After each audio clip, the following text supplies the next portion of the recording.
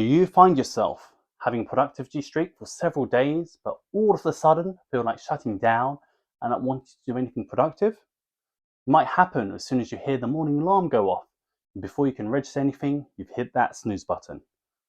Or after sticking to a healthy meal plan and workout routine during the weekdays, you have a sudden urge to just crash on your sofa and binge on some snacks while staring at a screen or two as soon as the weekend starts.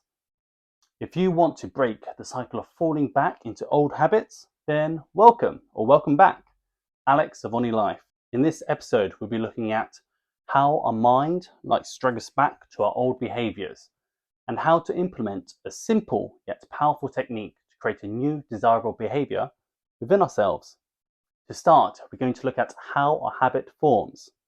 When you engage in a behaviour for the first time and it's a pleasurable or there's some kind of positive reinforcement of it, for example, being included within your peer group, this will lead to your brain releasing dopamine in the hypothalamus, the middle part of your brain. Recap from ONILIFE, episode 11.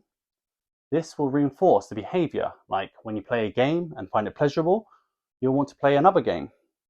Over time though, our brain wants to use a different circuit called the cannabinoid circuit or the habit circuit. Compared to the initial dopamine circuit, the cannabinoid circuit doesn't release as much pleasure from doing the behaviour. For example, if you're watching videos online, you'll find that the first few are going to be very entertaining as dopamine is being released, but if you're still binging on videos after a few hours, the cannabinoid circuit takes over and you won't find it as much fun. Even though you're not enjoying, you find that it's difficult to stop the behaviour, because at this point what's happened is that the source of behavioural reinforcement has moved into this automatic mode, the computer team. This habit circuitry is controlled by a different neurotransmitter, which are called endocannabinoids. Therefore, if we were to define a habit, it's an unconscious behaviour. For example, if you have a habit of biting your fingernails, you tend to bite them without thinking about moving the hand towards your mouth and then biting down onto your fingernails. It just happens automatically. When we actively try to change behaviour through willpower, we take control using the human part of the mind in the dorsolateral prefrontal cortex, DLPFC, found in the frontal lobes. The problem is we have a limited amount of willpower. The human team, we can expand and it's not as powerful or fast as our automatic systems, the computer team, or our amygdala system, the chimp team. This is especially the case when we try to break an undesirable habit or lesser ONI habit, like stopping ourselves from snacking. As there's no pleasure, no dopamine, and no behavioural reinforcement, people tend to fail when trying to break them through willpower. This is why we snap back to our lesser ONI beliefs, undesirable habits like a rubber band going back to its original form after being released. This is called homeostasis. In cybernetics and biology, the tendency towards a relatively stable equilibrium between interdependent elements, especially as maintained by physiological processes. The solution to breaking out of these homeostases is to practice awareness. Awareness is both the internal and external observation of yourself. Internal observation, mindfulness, is the same process as meditation when you're observing your current thought and its motion coursing through your body. The external observation, perception, is the ability of being aware of something through the five senses, so taste, smell, vision, hearing, and touch. For example, if you want to stop the habit of gambling at a casino, as a certain baseball translator may be interested in hearing about, you want to be hyper-aware, mindful of your internal dialogue. So thought might say, I've worked hard all day, I deserve an hour or two at the table. And your emotion might be self-compassion. Another thought, I might win big time this time. Emotion, greed. Thought, I had an argument with my partner last night. I just don't want to go home yet. Emotion, nervousness, avoidance. As well as being hyper-aware of the five senses, be aware of all the noise in the room, coming from the BGM, machines, and the people.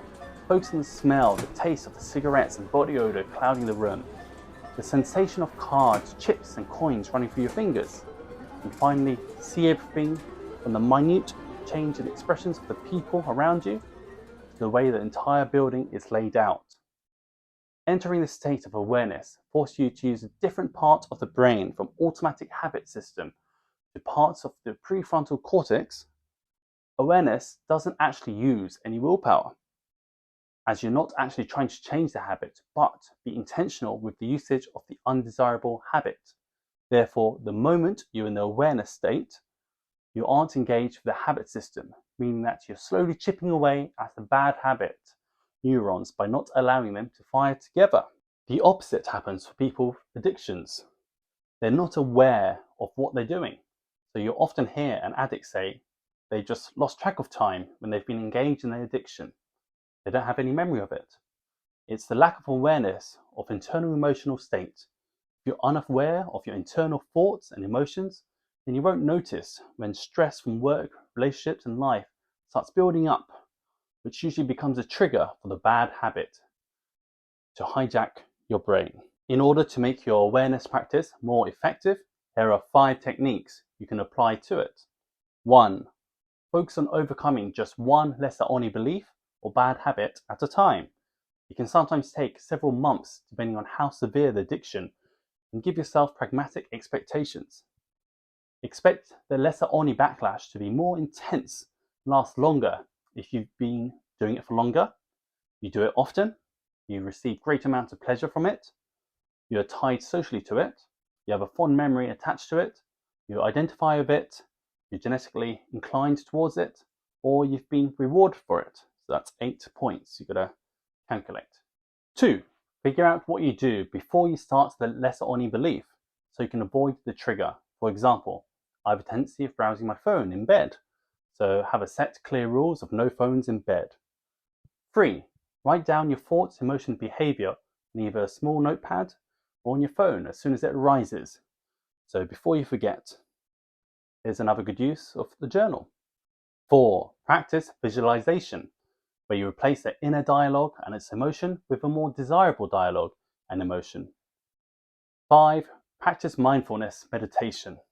The more willpower you develop, the more often you're going to catch yourself falling back into the lesser ONI belief, and the easier it's going to be to stop yourself from doing it. Unfortunately, even if you apply all this information, it won't mean that you'll instantly be able to overcome your bad habits. They're very stubborn. Therefore, don't expect quick fixes, and give yourself time, patience, and love during this process, as feelings of guilt and condemning yourself will only add to your misery and prolong the process. Try to see the practice of awareness as mastery of one of the domains within your mind, an inner journey of ups and downs that you get to develop throughout your entire life. I really appreciate you for watching this episode all the way through to the end. I hope you're able to learn something new and that you can apply it to your life today. As I've just started this channel, I would really appreciate any feedback you might have about the content of this video or how to make ONILIFE grow so that it can help more people. In next week's episode, we'll be looking at self-image, which is an essential concept for someone who wants to have more personal growth within your life. Until then, I hope you have an amazing week. Peace out.